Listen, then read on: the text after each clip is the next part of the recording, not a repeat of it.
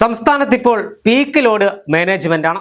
Peak load management എന്താണെന്ന് ചോദിച്ചാൽ കേരളത്തിലെ ഒരു 99% ആളുകൾക്കും അതെന്താണെന്ന് കൃത്യമായി അറിയില്ല. പഴയ പവർ കട്ടിന്റെ ന്യൂജൻ പേരാണ് പീക്ക് ലോഡ് മാനേജ്മെന്റ്. കേരളത്തിൽ അതിരൂക്ഷമായ വൈദ്യുതി ക്ഷാമമാണ് ഇപ്പോൾ അനുഭവപ്പെടുന്നത് എന്നാണ് KCB ഉദ്യോഗസ്ഥർ അടക്കമുള്ളവർ സ്വകാര്യ സംഭാഷണങ്ങളിൽ പലരും പറഞ്ഞത്. അതുമാത്രമല്ല, തെരഞ്ഞെടുപ്പിന്റെ കാലഘട്ടത്തിൽ വലിയ തുക നൽകിയാണ് ഇതര സംസ്ഥാനങ്ങളിൽ നടക്കം കേരളം വൈദ്യുതി വാങ്ങിയത്.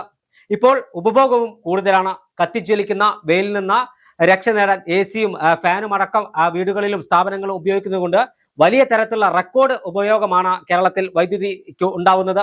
എന്നാൽ അതിനനുസരിച്ചുള്ള വൈദ്യുതി ഉൽപാദനം കേരളത്തിൽ ഇല്ല എന്ന് മാത്രമല്ല, വലിയ തുക കൊടുത്ത ഇതര സംസ്ഥാനങ്ങളിൽ നിന്ന് വൈദ്യുതി വാങ്ങുകയാണ്.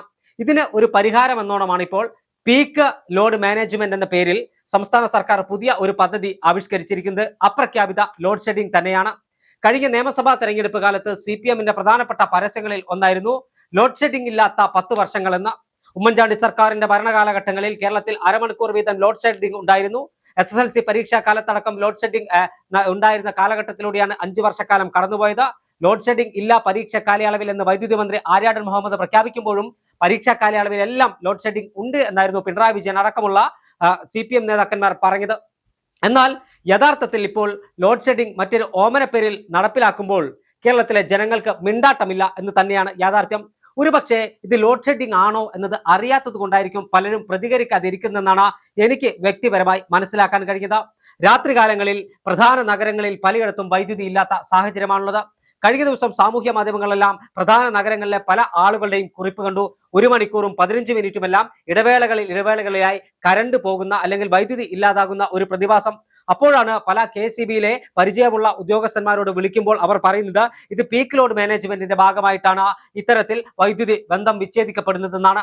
എന്താണ് പീക്ക് ലോഡ് മാനേജ്മെന്റ് എന്ന് ചോദിച്ചാൽ ഇത് അവർ കൃത്യമായി പറയുന്നില്ല. പക്ഷേ ലോഡ് ഷെഡിംഗ് തന്നെയാണ്. ഒരു അപ്രഖ്യാപിത ലോഡ് ഷെഡിംഗ് കേരളത്തിൽ നടപ്പിലാക്കി കേരളത്തിലെ ജനങ്ങളെ ബുദ്ധിമുട്ടുകയാണ് സംസ്ഥാന സർക്കാർ. കൂടിയ തുകയ്ക്ക് വൈദ്യുതി വാങ്ങിയാണ് ജനങ്ങൾക്ക് ഇപ്പോൾ സപ്ലൈ ചെയ്തുകൊണ്ടിരിക്കുന്നത്. ഈ എത്ര രൂപയ്ക്കാണ് വൈദ്യുതി വാങ്ങുന്നത് എന്ന് ചോദിച്ചാൽ ഇപ്പോൾ കേരളത്തിലെ ജനങ്ങൾക്ക് അതിന്റെ കണക്കറിയില്ല. പക്ഷേ വരും ദിവസങ്ങളിൽ ഇത് സംബന്ധിച്ച കൃത്യമായ കണക്ക് സർക്കാരിന് തന്നെ പുറത്തുവിടേണ്ട ഒരു സാഹചര്യത്തിലേക്ക് കാര്യങ്ങൾ നീങ്ങുന്നത്. വലിയ വായിൽ വർത്തമാനം പറയുകയല്ലാതെ ലോഡ് ഷെഡിംഗ് അല്ലെങ്കിൽ ഈ അപ്രഖ്യാപിത പവർ കട്ട് ഇല്ലാതാക്കാൻ കേരളത്തിന് ആവശ്യമായ വൈദ്യുതി ചുരുങ്ങിയ വിലയിൽ എത്തിക്കാനുള്ള സൗകര്യം സർക്കാരിന്റെ ഭാഗത്തുനിന്ന് ഉണ്ടാകുന്നില്ല എന്നതാണ് ഖേദകരമായ ഒരു വസ്തുത. കാര്യങ്ങൾ ഇങ്ങനെയാണ് മുന്നോട്ട് പോകുന്നതെങ്കിൽ വരും ദിവസങ്ങളിൽ കേരളം വലിയ വൈദ്യുതി പ്രതിസന്ധിയിലേക്കാണ് പോകുന്നത്. കാരണം മഴയില്ല, വേനൽ മഴ വേണ്ട പോലെ ലഭിച്ചില്ല. കേരളത്തിലെ ഡാമുകൾ പലതും വറ്റി വരളുന്ന സാഹചര്യം. ഇടുക്കി അണക്കെട്ടിലും അതോടൊപ്പം തന്നെ പെരുവണ്ണാമൊഴി അണക്കെട്ടിലും അടക്കം വെള്ളമില്ലാതെ വൈദ്യുതി നിർമ്മിക്കാൻ അല്ലെങ്കിൽ വൈദ്യുതി ഉൽപാദനം വളരെ കുറഞ്ഞ ഒരു കാലഘട്ടത്തിലൂടെയാണ് കടന്നുപോയിക്കൊണ്ടിരിക്കുന്നത്. അതുകൊണ്ട് തന്നെ കൂടിയ വിലയ്ക്ക് ഇതര സംസ്ഥാനങ്ങളിൽ അടക്കം വൈദ്യുതി വാങ്ങേണ്ട ഒരു സാഹചര്യമാണ് സംസ്ഥാനത്തിലുള്ളത്. ഈ ഒരു പശ്ചാത്തലത്തിൽ മറ്റ് സംസ്ഥാനങ്ങളിൽ നിന്ന് കൂടിയ വിലക്ക് എത്ര കാലം വൈദ്യുതി വാങ്ങുമെന്നൊരു ചോദ്യമാണ് വൈദ്യുതി മന്ത്രി K കൃഷ്ണൻകുട്ടിയും സർക്കാരും ഉന്നയിക്കുന്നത്. ആ ചോദ്യത്തിന് ഉത്തരമായിട്ടാണ് പീക്ക് ലോഡ് മാനേജ്മെന്റ് എന്ന അപ്രഖ്യാപിത വൈദ്യുത നിയന്ത്രണം സർക്കാർ നടപ്പിലാക്കിക്കൊണ്ടിരിക്കുന്നത്. സാധാരണക്കാരായ KCB ഉദ്യോഗസ്ഥരെ നമ്മൾ കുറ്റം പറഞ്ഞിട്ട് കാര്യമില്ല.